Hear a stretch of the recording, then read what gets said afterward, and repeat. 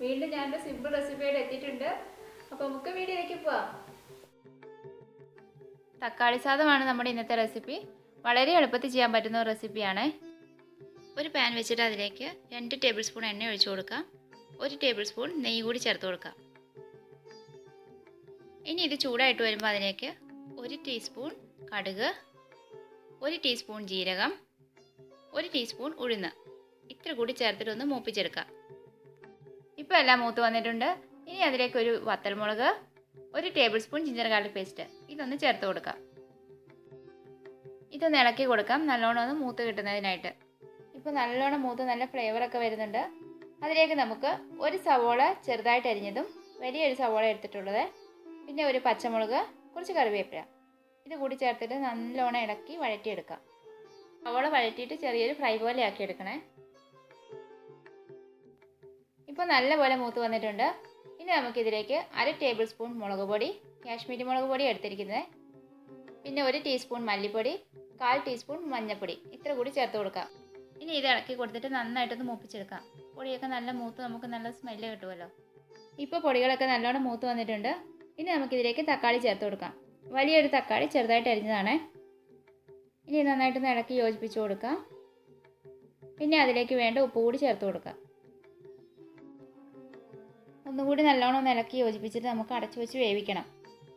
വേവിക്കുന്നതിന് മുമ്പായിട്ട് ഒരു 1/4 കപ്പ് വെള്ളം കൂടി ചേർത്ത് കൊടുക്കാം. ഇത്തിരി വെള്ളം ചേർക്കുന്നത് എന്താണെന്ന് വെച്ചിട്ടുണ്ടെങ്കിൽ ഇല്ലെങ്കിൽ ചിലപ്പോൾ അടിയിൽ പിടിക്കാനൊക്കെ ചാൻസ് ഉണ്ടല്ലോ. തക്കാളിയിൽ നിന്ന് വെള്ളം ഇറങ്ങും, എന്നാലും ഇത്തിരി വെള്ളം ചേർത്ത് കൊടുക്കണം. ഇനി ഇത് അടച്ചു വെച്ച് 10 മിനിറ്റ് ലോ ഫ്ലെയിമിൽ വേവിക്കാം. ബസ്മതി റൈസ് ഞാനിവിടെ വേവിച്ച് വെച്ചിട്ടുണ്ട്. വേവിച്ച റൈസ് 3 കപ്പ് എടുത്തിട്ടുണ്ട്. ഇപ്പോൾ 10 മിനിറ്റ് കഴിഞ്ഞിട്ടുണ്ട്. ഇനി നമുക്കിതൊന്ന് തുറന്ന് നോക്കാം. തക്കാളിയൊക്കെ നല്ലോണം വെന്ത് വന്നിട്ടുണ്ട്. അപ്പോൾ ഇനി നമുക്കിതൊന്ന് നന്നായിട്ട് മിക്സ് ചെയ്ത് കൊടുക്കാം. ചെറുതായിട്ട് കട്ട പോലെയൊക്കെ ഇരിക്കുമല്ലോ, അവിടെയൊക്കെ നല്ലോണം ഉടച്ചു കൊടുത്ത് നല്ലവണ്ണം മിക്സ് ചെയ്തെടുക്കുക. എന്നിട്ട് ഉപ്പും മുളകും ഒക്കെ ഒന്ന് നോക്കാം. ഇനി നമുക്ക് റൈസ് ഇട്ട് കൊടുക്കാം. റൈസ് ഇടുമ്പോൾ 2-3 ട്രിപ്പായിട്ട് ഇട്ട് മിക്സ് ചെയ്തെടുക്കുവാണെങ്കിൽ ഒന്നുകൂടി എളുപ്പമായിരിക്കും കേട്ടോ. ഞാനിപ്പോൾ ഒരുമിച്ച് അങ്ങ് ഇട്ടിട്ടുണ്ട്. ഇനി നന്നായിട്ടൊന്ന് മിക്സ് ചെയ്തെടുക്കാം. 2 തവി വെച്ചിട്ട് ചെയ്യുവാണെങ്കിൽ എളുപ്പമായിരിക്കും കേട്ടോ. 2 സൈഡിൽ നിന്നും ഇങ്ങനെ ചെയ്യുവാണെങ്കിൽ പെട്ടെന്ന് തന്നെ നമുക്ക് മിക്സ് ചെയ്തെടുക്കാൻ പറ്റും. നമുക്ക് നല്ലോണം തിരക്കുള്ളപ്പോഴോ ഒത്തിരി ജോലിയൊക്കെ ചെയ്യാൻ മടിയുള്ള ടൈമിലൊക്കെ ആണെങ്കിൽ ചെയ്യാൻ പറ്റിയൊരു ഡിഷാണിത്. അതേപോലെ തന്നെ ടിഫിൻ കൊടുത്തു വിടാനും നല്ലതാട്ടോ. ഇതിൻ്റെ കൂടെ ആകുമ്പോൾ അധികം കറികളൊന്നും വേണ്ട. നമുക്കിത്തിരി സലാഡോ അച്ചാറും പപ്പടമോ ഒക്കെ മതി.